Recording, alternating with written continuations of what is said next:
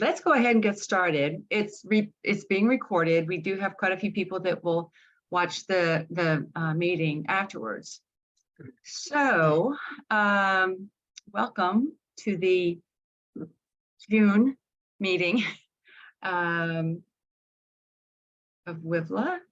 And to get started with each meeting, what we like to do is read the mission statement. Fortunately, I had been asked to read the mission statement this evening, so I will gladly do that now. WIVLA's mission is to provide an inspiring forum for women to explore and advance their creative development, to promote their work in the marketplace, and to infuse the community with their spirit of cooperation and invention.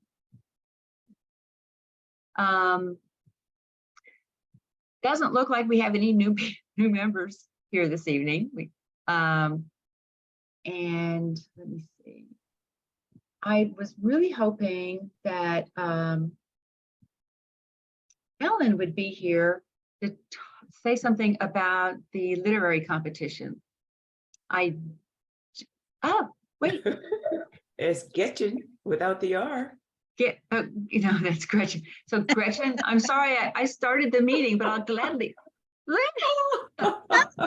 She is having a terrible time.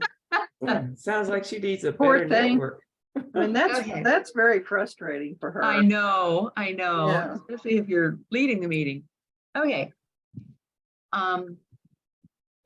Okay, so Mildred, Yes. I'm gonna lean on you for a second. So we have a literary competition in progress.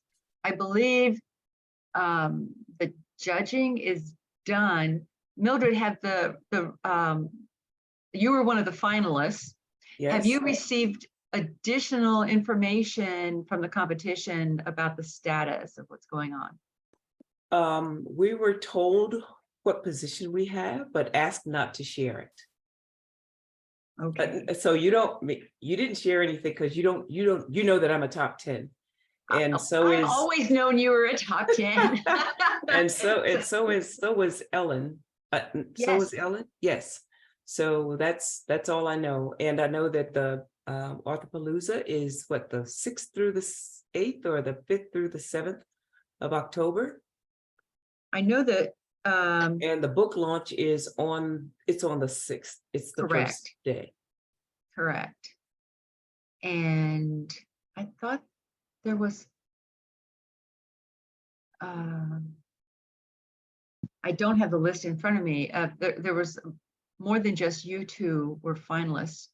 Well, unfortunately, I don't know all of the WIVLA people, but I will quickly get a copy of that in front of me, and I will tell you who all those people are. Denise, are you one of the finalists?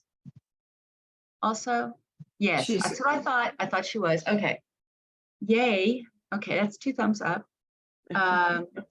Yeah, I think it's very exciting. I believe that WIVLA is doing very well. Oh, there's another cat person. It's doing very well in this competition. So I'm excited to see the results. I'm just happy to be in the game. Yeah, well, I'm all excited. So we also have a visual exhibition coming up, and this is turning out to be the roller coaster ride of 2023. The challenge and part of the excitement has been this exhibition is going to be held at Winter Street Studios in the Hall Gallery. It wasn't good. It's not as long as it was going to be, but it's still a really big space, and which is one of the reasons why we were going to outside, because there was no way we could even fill it if all of our visual members entered and just had stuff. We needed more people. So after the fire at Winter Street, that put us kind of on edge for what was happening. And was the space going to be available again in time? The day of the fire, I contacted the exhibitions manager at Sawyer Yards to see if we needed a plan B. And he was pretty sure that we wouldn't. And last month, the day of our meeting, I was assured that everything was just great. We didn't have to worry about a thing. We could start promoting it. And the day after I started promoting it, I attended a meeting with the building owner who said, don't think the building's going to be ready then. So the good news is this was going to be a 10-week show, which is really a long show. I've been in shows that are 2 or 3 weeks long. A lot of them are 4. So even if, so what we suggested is, can we lop off the first 4 weeks and have it be October and 2 weeks into November, which would still be a nice length of a show. So the checking on that, plus this guy is actively trying to find us another venue. So I was hoping that he would have an answer for us today. He was going to have a meeting with someone to let us know, and that meeting was canceled for today. So we're still on the top of the roller coaster, looking at the downward slope, waiting to see where we land, hopefully on the track. So because of that, I have not promoted the exhibition anymore. As soon as we have something definite, we'll be getting it out there. I am not going to discourage anyone from entering. We'll have it at some point, somewhere. We have a juror and all that kind of good stuff, but it's exciting. It's very exciting. So hopefully there won't be any more fires or hurricanes, things like that. Okay. I think that's it. I usually would turn the meeting over to Margot, but Margot is not here this evening. And so Mildred has graciously said that she would step in and introduce our speaker for the evening. So Mildred, you are still on mute. I'll turn it over to you. Our speaker tonight is Diane Prokop. Diane is a musician. Hello, Diane, by the way. Diane is a musician, a knitter, a songwriter, and author of young adult, middle grade, sci-fi, fantasy, horror, short stories, and poetry. Today, Diane will discuss how various arts lend inspiration to our writing. She enjoys stories with adventure, spiritual insights, and enlightening cultural or social critiques.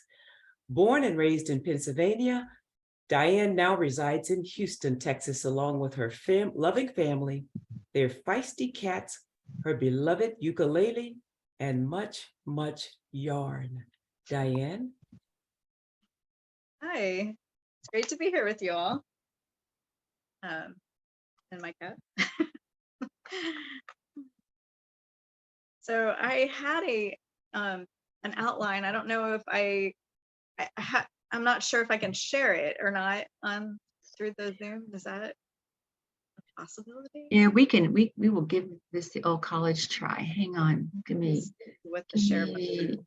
Oh no. But wait, I need to wait. I need. Okay, what are you showing up as Diane? Let me. Okay, see if you can now. Oh. Okay, let's find it. Da-da-da.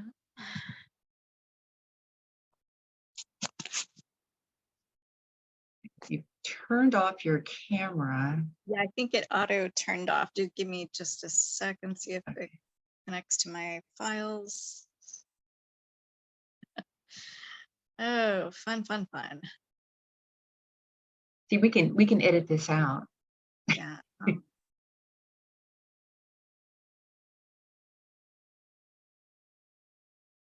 Okay, I'll just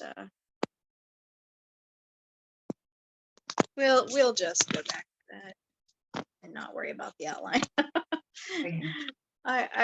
It's not necessary. I will just read it so that's why I'm looking down. I'm so sorry that won't be making eye contact completely. Okay. Okay, so yeah, so I will be talking about the creative crossroads is what I'm calling it. So I am, I guess, a multi-craft jewel is the word. So I've done all the crafts, it feels like, and really started in the arts as a musician. So I went to college as a voice major, and then just decided to do that as a side hobby. So I've been songwriting, for 25 years, and so that's probably my first love.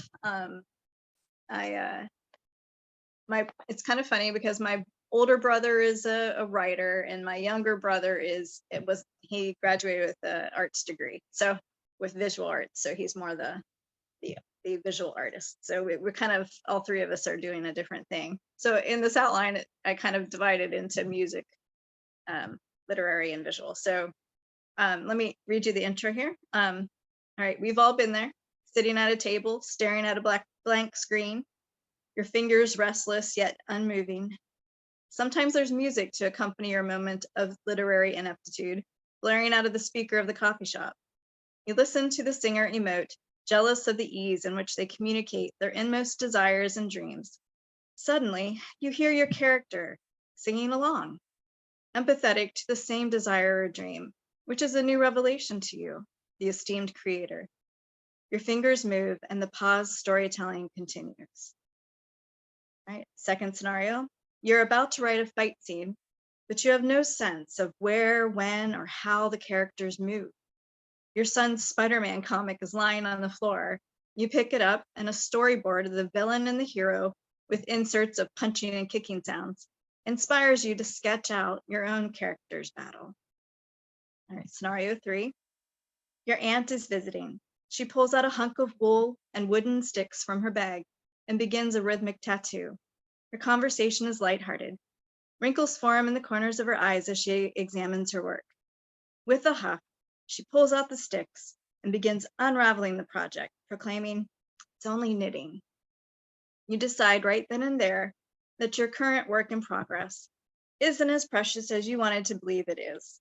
You decide to delete it and start something new tomorrow. All right, so we're going to examine the arts and how they do intersect. It's across the board. It's our revenues are down, our expenses are up. Somebody's okay. All right, so the first one I was going to talk about is music. That's fun that you're all talking about changing the name to include music. So this is my question for you, the authors among you. What kind of music inspires your creative spirit? Or do you prefer to write in silence? So you can answer this one. Kind of depends. Yeah. I love R&B. R&B, yeah. Oldies. I forget to turn on music. Yeah.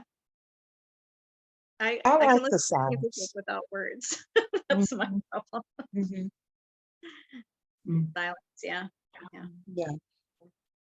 We're all different, so it's a neat fold to take every time. So let's talk about how music affects characterization. How does music affect your characters? Think about the characters you're writing about right now, present, in your present work. Do they sing, play guitar, or even be a tutor or a teacher? Or are they tone deaf? Are they obsessed with a band? There's so many ways you can incorporate music into your character, to build a character. And on world building is another place you can definitely put music in, because music is everywhere. It's in the background at the grocery store, it's everywhere we go. And so in your stories, I suppose, especially if they're in contemporary times, it should reflect that, there's always the issue of copyright. Can't really write out the lyrics to every song in your works, but you can reference a lot of things, how okay, wait, sorry. What role can music play in transporting your readers to the genre? Let's talk about genre. Do you think some musical influences are, I don't know, more like if you were writing horror, you know, how would music maybe work in that? You know, it's funny when you were talking about music and characters, when I was a kid, just and maybe I'm dating myself, but in school, one of the first memories I have of music is Peter and the Wolf. Yeah. And each character had a definite sound. It was a different instrument in the music. And so it was, for a kid, it was easily recognizable which character was doing something or appearing. Yeah, it's one of my favorites too. My son played the bassoon, so it's always like, you're the grandfather.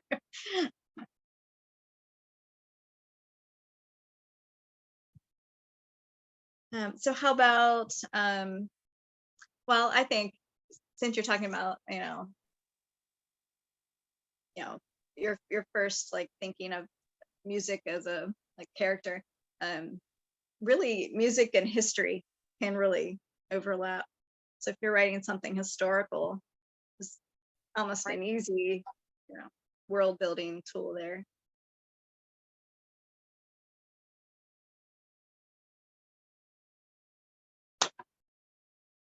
All right, so that was just a little quick. Yeah, definitely look up Peter and the Wolf. I have so I will like probably be able to make this outline available to everyone later. But I have a list of novels that are inspired by music, and I'll just list a few of them here. This is regarded as the first jazz novel, and it's adapted into a movie. I really want to see it, but it's called Young Man with a Horn by Dorothy Baker. If anybody's interested in jazz, but and Anne Patchett has a novel called Bel Canto, and it's a story about Stockholm syndrome and a famous soprano singer. Sounds pretty interesting too. Station 11, it's Emily St. John. So it's members of a traveling symphony roaming a post-apocalyptic world. Pretty amazing. If I Stay is a YA novel by Gail Forman, and she's portraying a 17-year-old cellist in limbo between life and death. It's also told in flashback, so that's an interesting technique there. And then the last one I have on my list here is a story called Echo. It's by Pam Yunus Ryan. And this one I recommend doing an audio book for. This. It has a full sensory experience. It's a part fairy tale and part historical fiction. It's 3 tales about a magic harmonica. So things to look up if that interests you at all. And okay, so then we'll move on to visual arts. I have a feeling this is going to incorporate more of you. I don't know. Let's see. So characterization again. Arts and hobbies make your characters real and relatable. So, think of your characters and think of all the hobbies and arts. I say hobbies because a lot of times we do things on the side. We don't always do it for monetary compensation. So like woodworking or glass blowing, painting, all those things. Your character could be interested in that. I mean, if you're thinking of building a character, if you need to give them something unique that makes them stand out, consider giving them even an obsessive hobby, something that you always see them with a pencil in their hand or things like that. All right, so setting. Visual arts are great for I have a hard time visualizing a place unless I can actually see it, a photograph. I write some historical fiction, and so I love looking at old photographs of places and even just the roads where who's on the road, is it horses and buggies, and what are they wearing, and it's great to see it. So using the visual arts to help build your setting is a great tool. And then I kind of already referenced how storyboarding a fight scene is a great visual arts component. I mean, everybody knows what comic books look, or even comic strips. They just take little pieces. And so if you can't really see how, the fist is flying this way or the leg is kicking that way, and it's sometimes easier to describe what you see. So sometimes making a picture helps with that.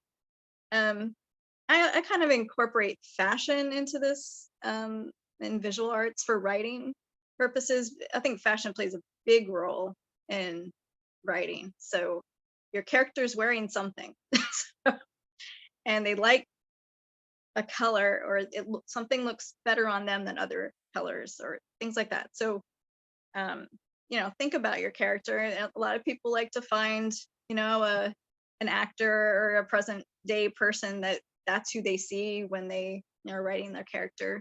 That's nice to get started finding the visual of your character, but also just do they wear makeup? Do they care about style? What's the fashion trends that they would follow or that they would even start, things like that. So fashion, think about that. Okay, so for author development, I know you probably are all familiar with ekphrastic story. Well, poems is the usual, but so it's going to a museum and finding a painting and just sitting down and creating a little story from whatever you see there. I did this one time for a workshop at Writespace, and there were photographs at the time of icebergs on the wall. And so, I started writing about, well, it's called Jord, but it's like Viking mythology. This is not an iceberg, it's a goddess that's fell from afar, that kind of thing. Anyway, so you can go wherever you want with painting of an iceberg. So great. So I have a list of novels that are inspired by visual art as well. I'm sure you've heard of some of these. The Girl with the Pearl Earring by Tracy Chevalier.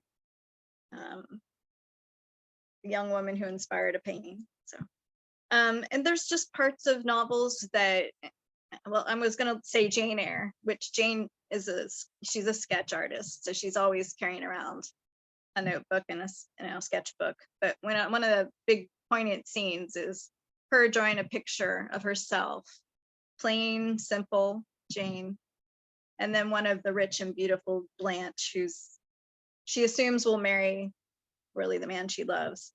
And it's just a poignant way to compare, contrast your character, and then have them have in their arc as she grows and becomes the one he loves, that kind of thing. So great ways to put arts in your novels. So this one is actually about cuisine, so it's called The Last Chinese Chef. But Chinese cooking is a very visual culinary art, so it really felt like it fit in this list really, really well. I really enjoyed the novel. It's by Nicole Mons. And of course, I couldn't leave out a knitting book. So there's one called The Knitting Circle by Anne Hood.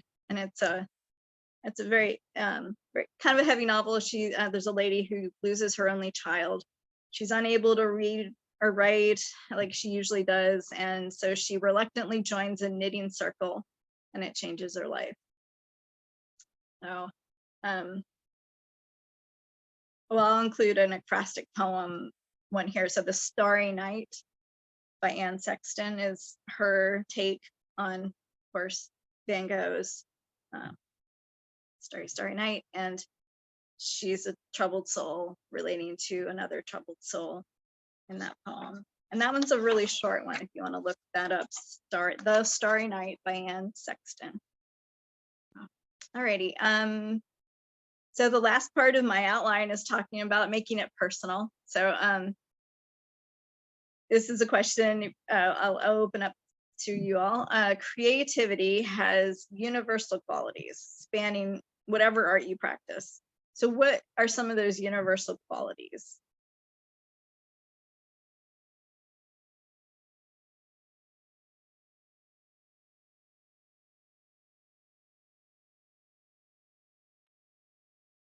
So where's our writers? Oh, ask that question again. So creativity and arts, all the arts kind of share some universal qualities, whether you want to think of them as benefits or just a fact of what they are. What kind of things do arts share? Like a musician and a photographer, and what do they all probably have in common? Self-expression.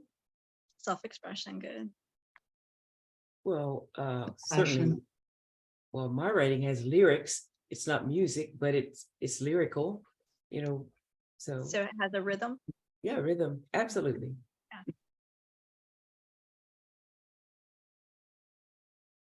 There's the emotional context of art, the expression of the creator's emotion and the feeling of emotion that it evokes in the viewer or the reader.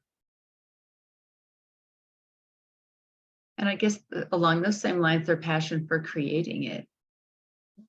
Right. Those are all very good, very, very good.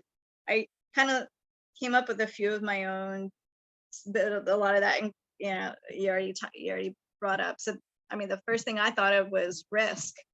You know, everybody's risking basically failure, you know, and fear, trying to get past a thing, especially a first time, you know, writing a song, you know, singing it in front of somebody. It's scary, you know, writing a novel, having somebody else read it, there's some fear involved that you overcome. I think all artists share vision, like you're talking about self-expression. And I think that everyone artists have like just this need, like a seed that's planted that needs to grow, you know, has to be shown.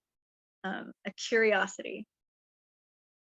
That I think artists also share like a need to develop skills, to grow that seed again. Like I don't know about you guys, but I think art has taught me, you know, discipline, prioritization, the need to learn more.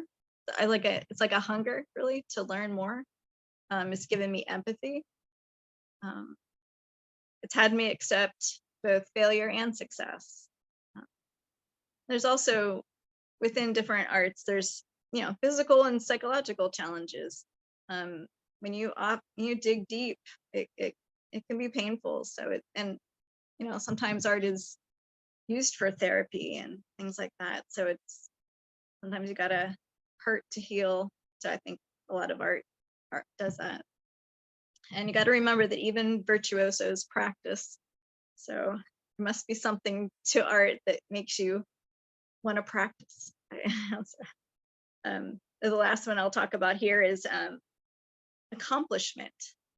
I think, I mean, I may be projecting because that it might be just a personality thing more than an art, just all artists, but the sense of accomplishment of finishing something, it's really hard to explain. Like I told you, I was a musician, and then in like about 2011, I heard about that National Novel Writing Month, and I thought, well, I wonder if I could do that, you know. And the first time I finished a story, it was just really, I don't know, addictive, I would say.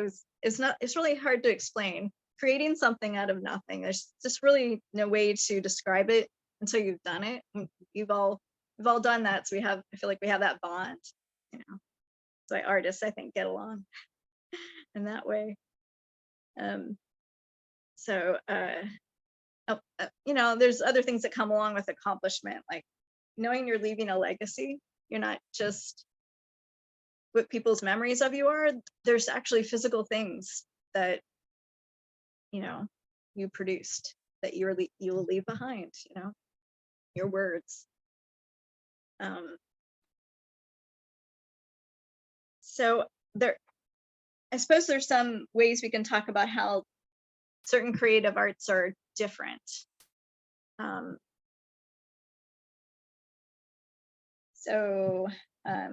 guess I'll ask what you think. How do you think that something like photography and let's pick photography and knitting, how are they different artistically?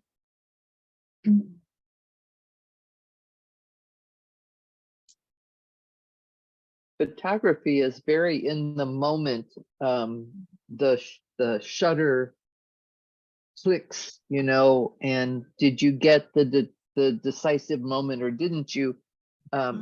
Knitting offers you opportunities to revisit the same thing and fix it or change it. So you can't undo the shutter. You can take lots and lots of pictures, but you know, when you press the shutter, you have captured something. But when you knit, you have the opportunity to revisit. Totally. Well, and I guess I had a hard time answering that question because now with the tools that so many of my photographer friends have, that's not, I mean, I'm a darkroom photographer. So yeah, I can probably change a few things, but not as easily as I can with something like Photoshop. And now there's all these AI plugins, and I have friends that can take an image of something and just make it something crazy. So it's like, it's not just taking a picture anymore. It used to be, my dad used to say, the camera doesn't lie, but it doesn't always tell the truth either. Just by cropping, right, you can change, you know, you can remove people from the shot, or make something more important than it really is in person. So yeah, it's become a trickier question to answer, especially with AI. And, you know, I mean, Photoshop's got an AI plugin, right? So it's like, it's getting to be crazy. Whole new world coming up here. Yeah. And Regina, what were you saying? I'm sorry, it was something about that. Oh, let me look at that. Let me see if I can find that chat. You can daydream while knitting, but not while taking a photo.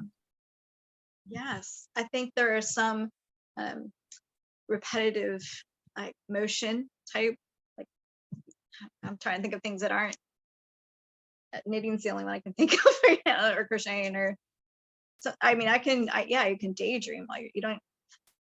There's certain art. Well, we'll talk about that in a minute, but I mean, there's certain arts I save for certain times because and it's tactile.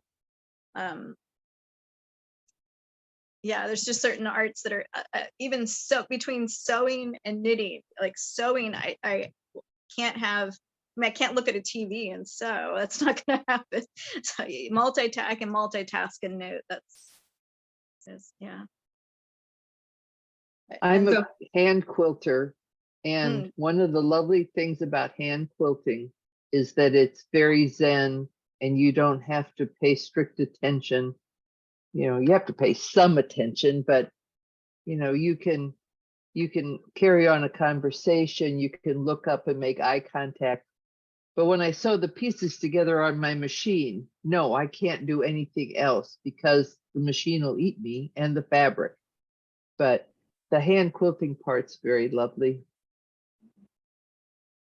Yeah, I can't knit and watch television. That's just bad things happen. But I used to needle weave, and that I could do while I was watching television or talking. I'm a beader, so I can sit here and bead and participate.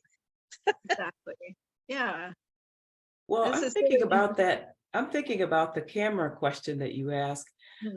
There are times when I don't care how new the AI or anything else is. Like for instance, if it's your wedding and the bride is coming down the aisle and the cameraman is not there.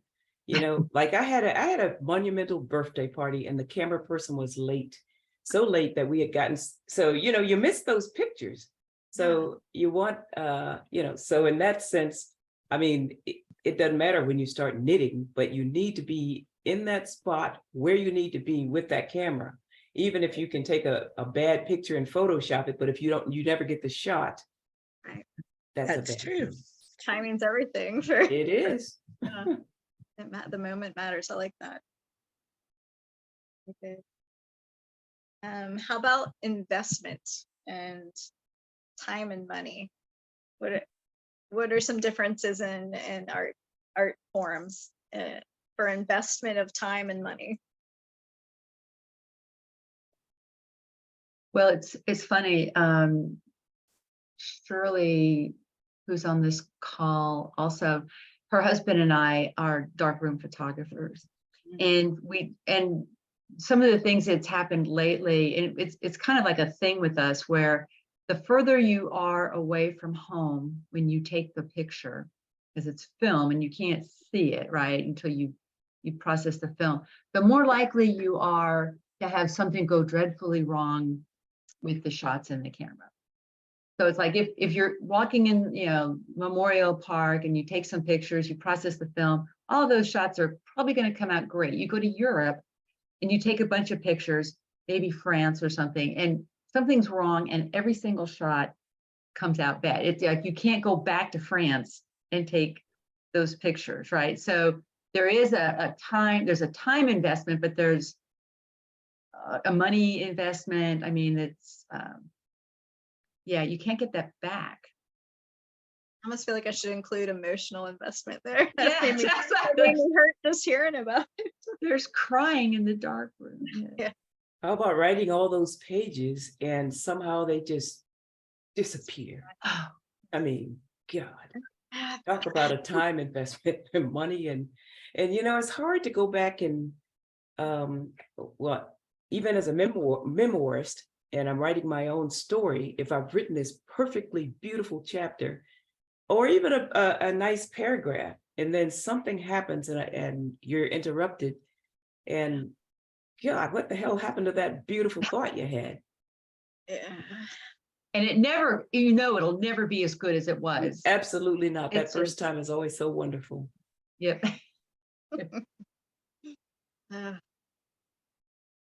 Yeah. We keep bringing up the Zen moments. I think that's the commonality I missed on for art, that Zen that you get in the moment. Sorry.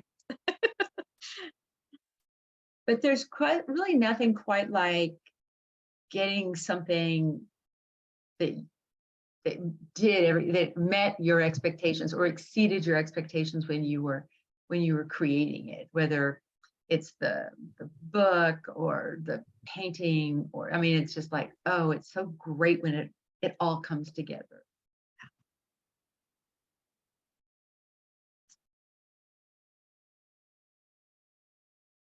I think that's exhilaration. You know, you have this sense of exhilaration when you envision a project and you see it in your mind and you're so excited, and then you do the work and the work can bring you down, you know, and you get to like, oh my God, why did I ever start this? Why am I doing this? And then when you get to the end and you see the finished product, if it's gone well, then you get that exhilaration back. You know, it's like, yes, I did it. This is my vision. And so it kind of, for me, it starts exciting and it ends exciting usually, but in the middle, there's a lot of angst. Mm-hmm. I have a quote in my outline that I tried to find the attribution to it, but it's like in everything, and it's like, oh, but it's the beginnings are scary, endings are sad, but it's the middle that counts. It is kind of the journey. It's all the journey, right? Yeah, that's how I feel about travel. Yeah. It's not the destination, it's the journey. Getting started's hard. There are a lot of people who get started though, not a lot of people who finish. I think I it have is something to be proud I of. have a shirt that I got at the Quilt Festival many years ago. And when I've worn it to subsequent quilt festivals, people always stop me. And it says, I'm the queen of unfinished projects. Or just just queen of unfinished projects. And people will stop and go, "Ah, I need that shirt. We're all the queen, I think. Yeah.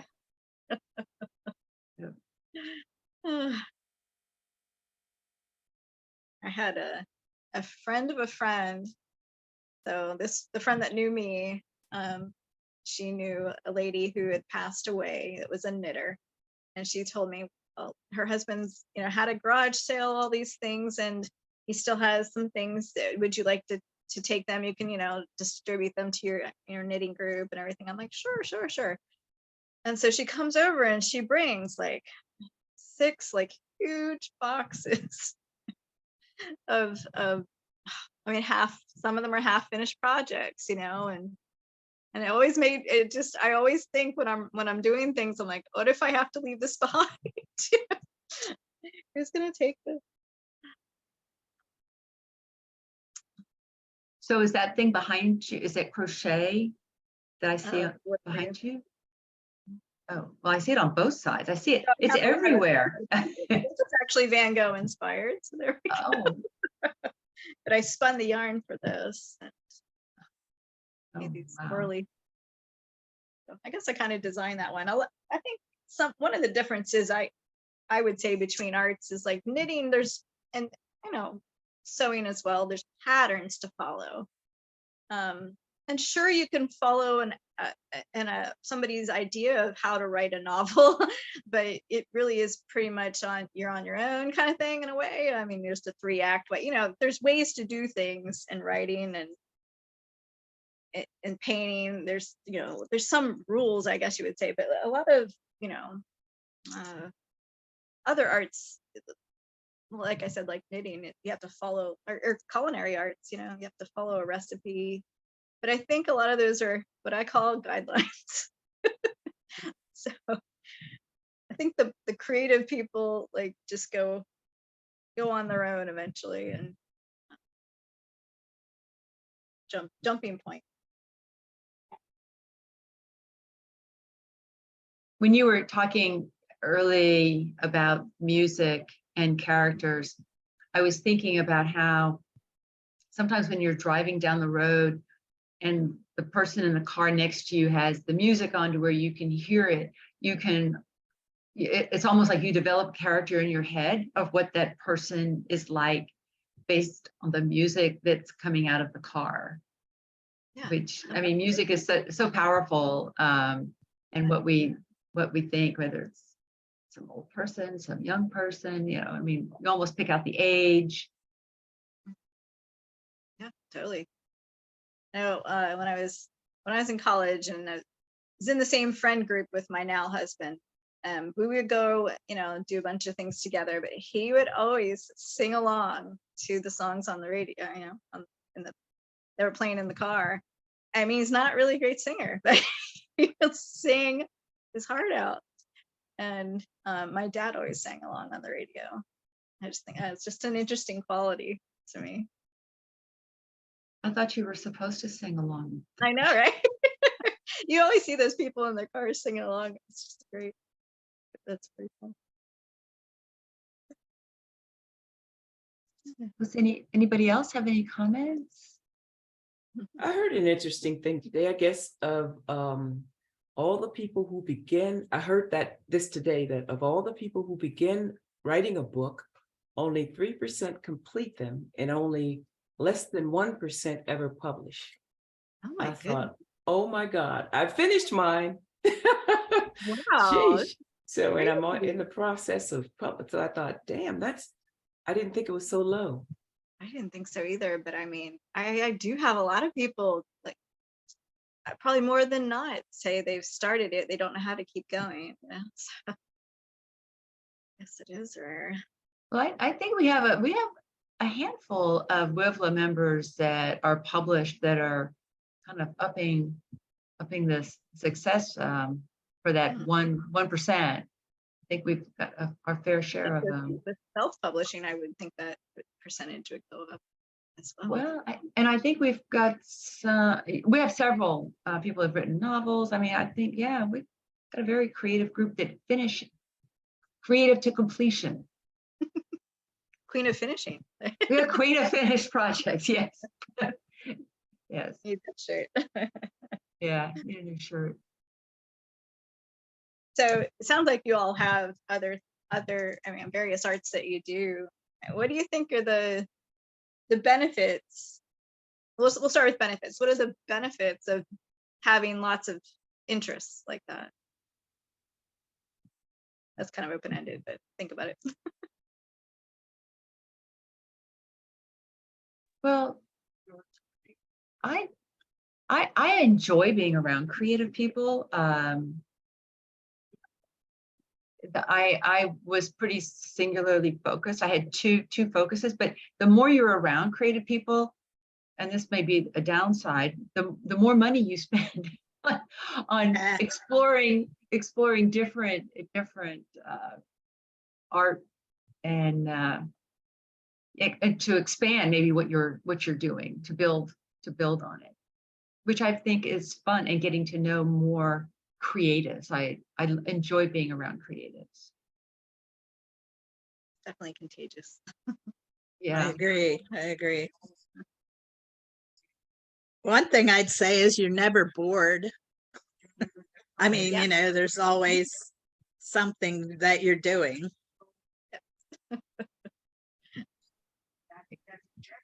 Probably hard for you to not do something.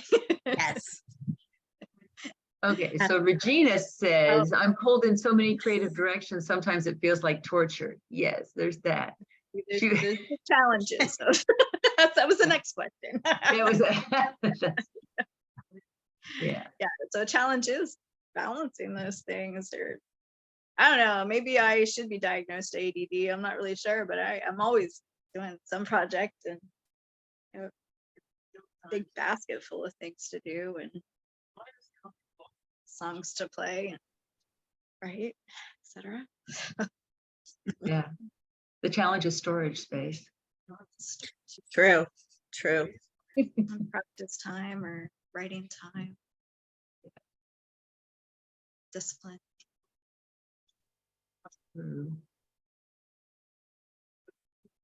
Sometimes burnout is a thing, so Yeah, but then you can just, kind of regroup, visit with more creatives, and Yep. read a good book written by one of the WIFLA members.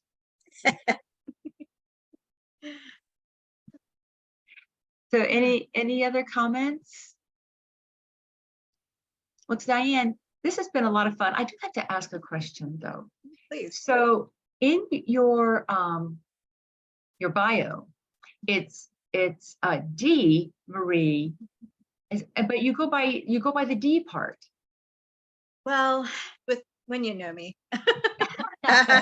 Now I know who's contacting me because they, are an author connection. And they say, Okay. usually call me Marie, which I kind of find funny since there's a D there. That's okay. Yeah. Okay. Yeah. I didn't know if that was like your writing name It's my or. writing name. Yeah. So all the books, if you want to look at my books, they're under D Marie Cook. Yeah. I always wanted to use it as a band, like and I became a famous singer or something, but it just didn't really happen that way. I started to write. So does anyone just ever call you D? No. That wouldn't surprise me. I mean, Well, I grew up in the 80s, early 90s, and so every once in a while, Princess Di was a thing. So every once in a while, people call me Di. oh, that's right. Or Shorty. That was. I'm only 4'10". I've been 4'10" since 8th grade. So. But see, you look taller on Zoom. Yeah, don't I know? Yeah. Yes. I'm wearing my Well, Zoom here. this has been a lot of fun. I've enjoyed your prompts really for character development, and yeah, it's been very interesting, even for those on the visual side. I appreciate that. And you also have an honorary membership for 1 year in WIVLA. And so Brooke, who I thought was going to be here, I don't think she is now. Brooke, I just went blank on her last name. Brooke is going to get in touch with you about setting up your membership.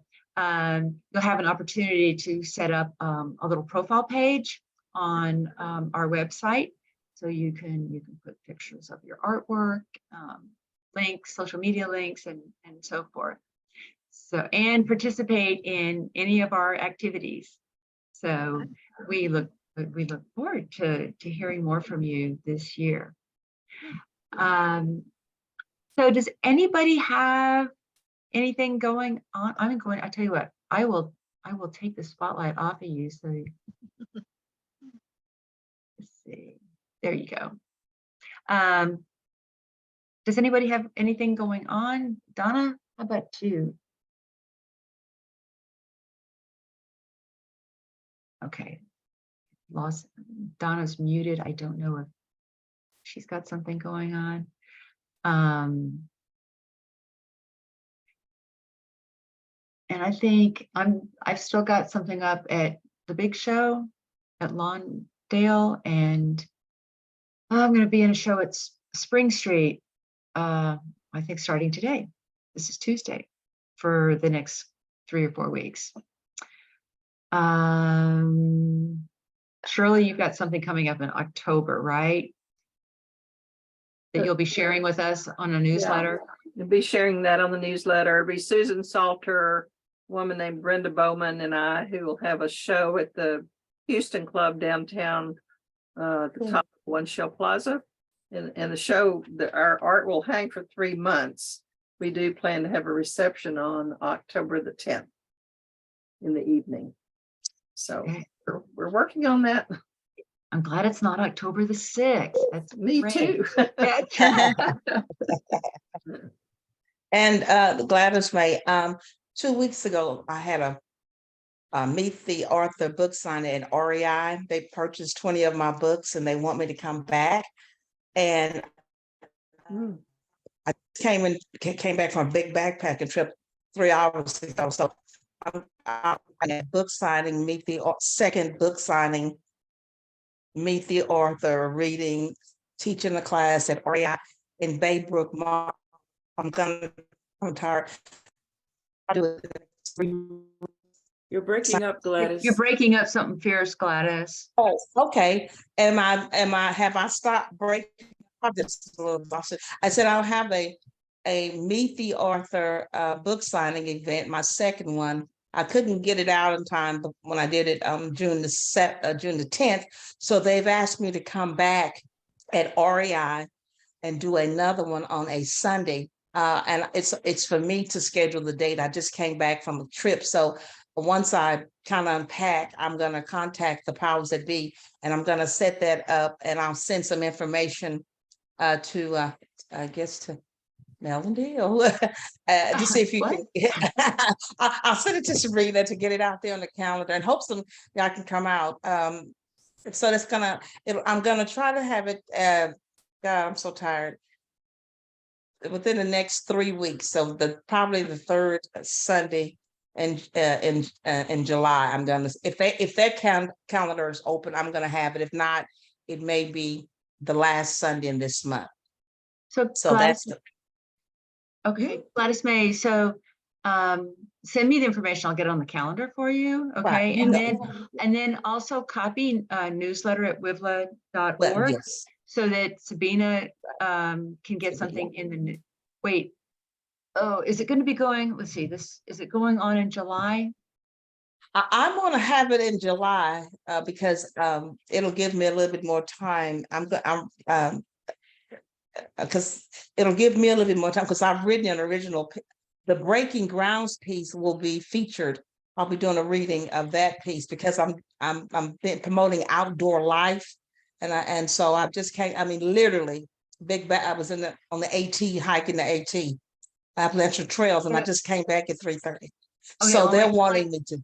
My question is this, the deadline for the newsletter is imminent for July. So if you don't have the date nailed down, send me the information when you get it and we'll put it on the calendar.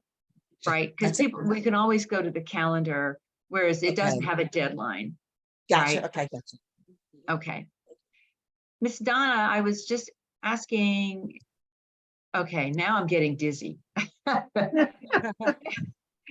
Y'all just keep moving your cameras around. So you're on mute, Donna. Do you have are you in any shows or? No? Okay. So sure, she's eating. Can't hear you. It's like it's all sign. I'm reading lips. So that's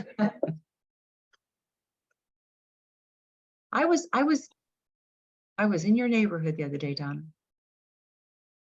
Oh, I finally found my, I'm on my phone. Well, where were you? What were you doing? Shopping at Art Supply in Alameda. Well, you should have texted me to see if I was home. I should have. I talked about you while I was there. And so I should know the answer to this question. And if Sabina answers in a way that makes me look terrible, I may just edit this right out of the recording. But do we have something in the newsletter about the discount that we get at Art Supply on Alameda? We do not, so Okay, now I feel better. please email me something and I will be happy to add it so everybody knows about it. Okay. Yay, now I feel better. That's good. Yeah, no, we were chit-chatting and she happened to mention it to me and like, oh my gosh. So I will put that on the member, have it put on the member page. I'll get with Mildred, there you are. And we'll get her done. I Okay. have a little something to share. Uh-huh. I just completed and entered my first entry into the Cherrywood Challenge, which is a really big deal at the International Quilt Festival. And it's a really hard thing to do. And I don't know if I'll be accepted. 472 people submitted work for that. And they take about 200. But I'm really proud of myself for doing it because you have to purchase certain fabric and you can only use that fabric and you have to follow their theme and it has to be a certain size. I mean, it's just really a complex process. And I actually finished it and I actually submitted it on time and I'm very pleased, and cross your fingers for me. Absolutely. You did share a photograph of it and it was lovely. And I've seen those challenges. I used to be a regular attendee at the Quilt Festival, and I like looking at the challenges, the recipients of those challenges. So yes, well, please let us know. I mean, hopefully they let you know in some decent time ahead. I think about mid-July, in about a month, I'll find out. So Good. So that's only a few weeks away. So, yes. Okay. Anything else? Okay.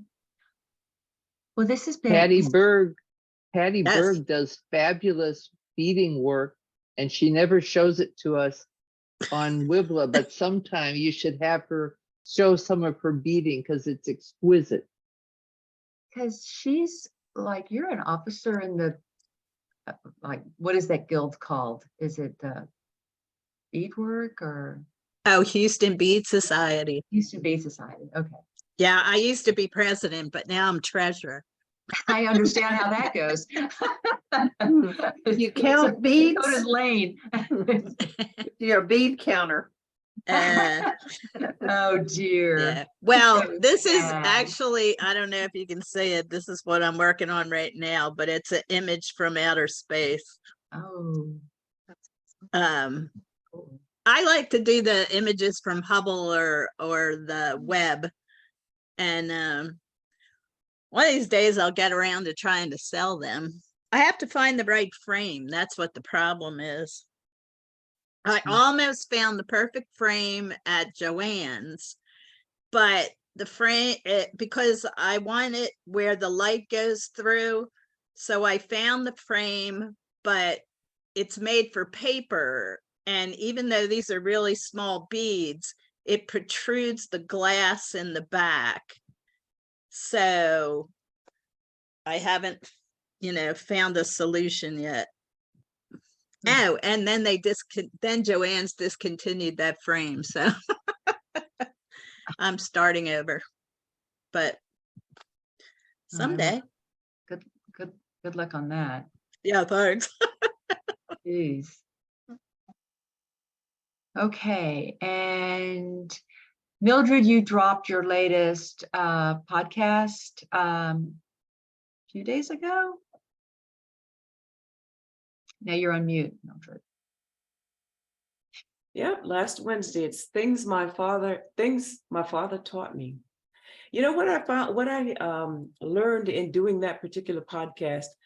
Well, someday you will read my book, all of you, you will. Well, I And know. I'm just saying, but my father was an abusive person, but he was a hardworking.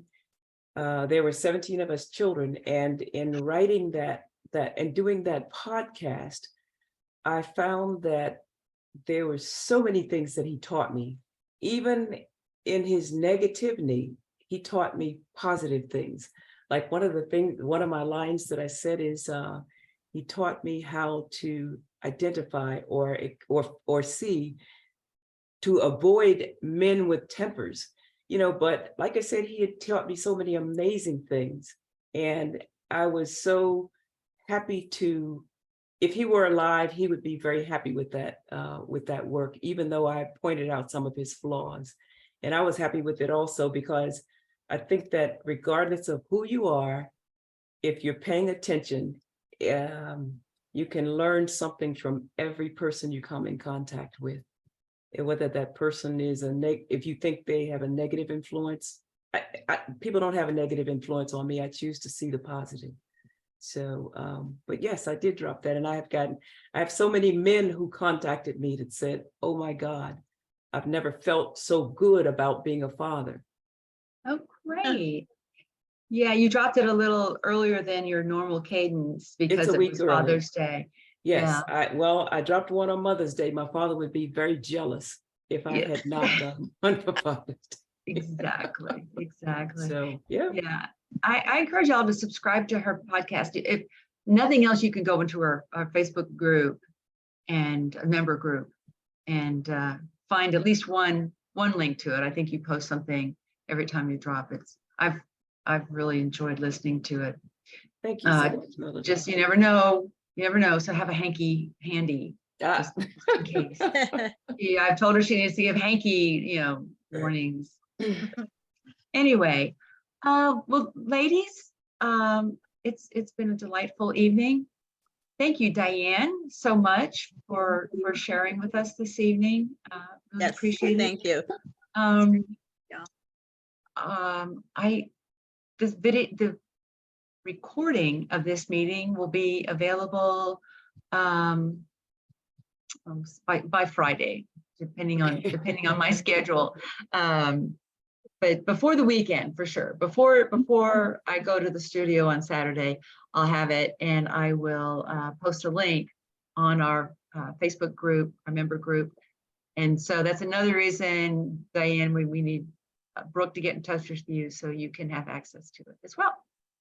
And it's also public. It's also public. It's not a private video. Is it Brooke Summers Perry that you're talking about? You. God, Brooke Summers Perry. Yes. That's who you're looking for. It is. We're on first name basis.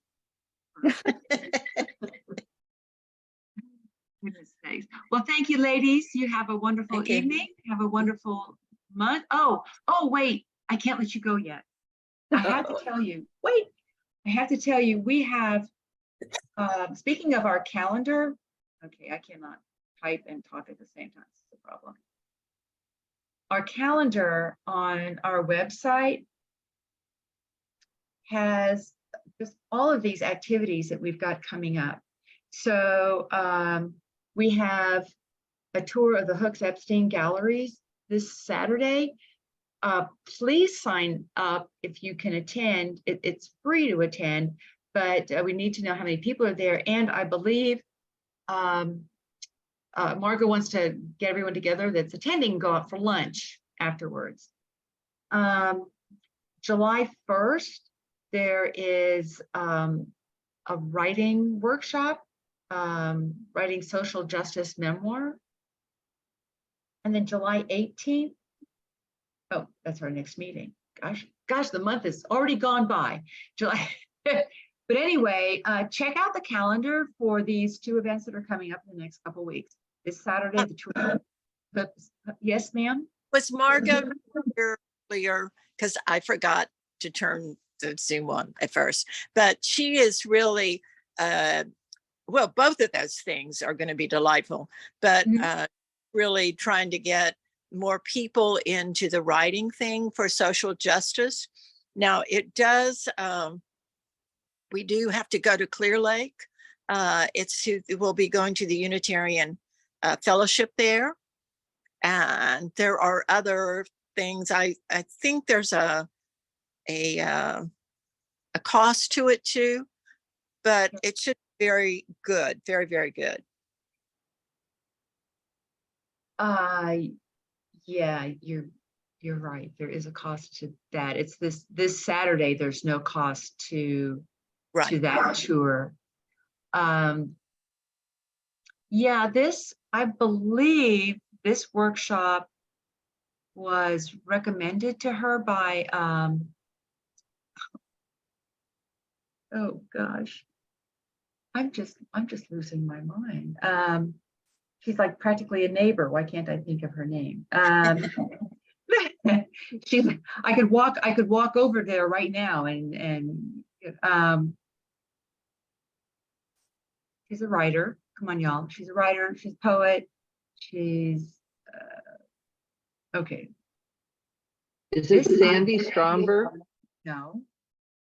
Again, Jerry Pfister. Jeepers. Okay. Jerry Pfister. Sheesh. Anyway, so I wouldn't be surprised if she's not there, or I wouldn't be surprised if she is also there. But I don't have access to the registration at this moment. But yeah, please, this seems like the right time to attend this type of workshop if you're a writer. Okay. Now I think I can let you go with a clear conscience. Thank